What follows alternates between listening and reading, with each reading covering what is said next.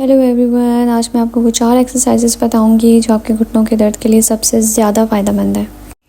देखिए, जो घुटनों के मरीज़ होते हैं, अगर आप नोटिस करें तो ओल्ड एज की वजह से भी और घुटने के दर्द की वजह से भी उनका घुटना थोड़ा उठा हुआ रहता है, जिसकी वजह से क्या होता है कि जो क्वाड्रिसेप मसल्स होते हैं, यानी कि जो थाई के मसल्स होते हैं, पिछली थाई की तरफ के जो मसल्स होंगे वो बहुत ज़्यादा खिंचाव में आ जाते हैं, टाइट हो जाते हैं और उसकी वजह से भी मज़ीद घुटनों में दर्द होता है।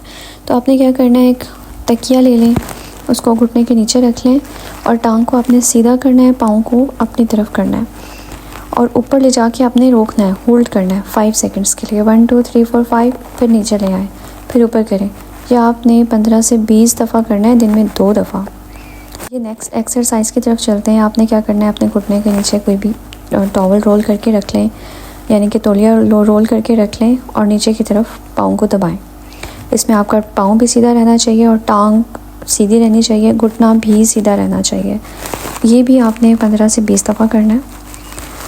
इससे ये होगा कि जो आपके क्वाड्रिसेप मसल्स हैं वो काम करना शुरू हो जाएंगे, मसल्स का खिंचाव बेहतर होना शुरू हो जाएगा और दर्द में बहुत ज़्यादा आपको कमी महसूस होना शुरू हो जाएगी। अब मैं थर्ड एक्सरसाइज की तरफ चलती हूँ। ये मोस्ट इम्पॉर्टेंट एक्सरसाइज है।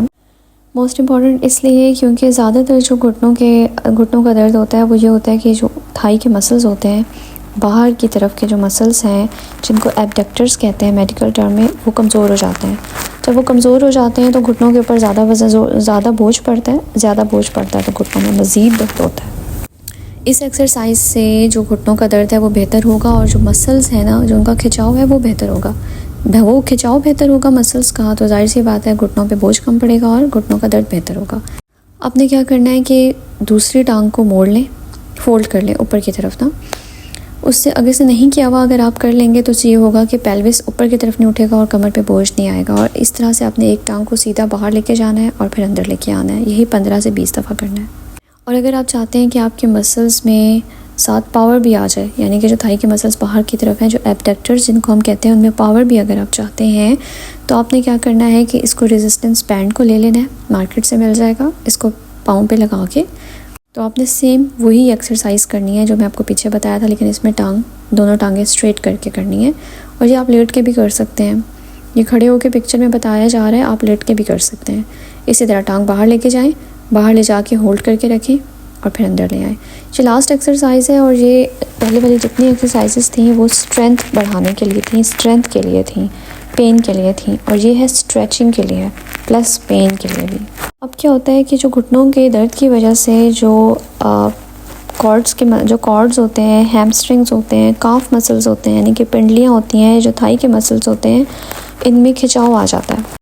जब खिंचाव आ जाता है तो ऑफ कोर्स टांग में भी साथ दर्द होता है, घुटने के साथ साथ टांगों में भी दर्द होता है।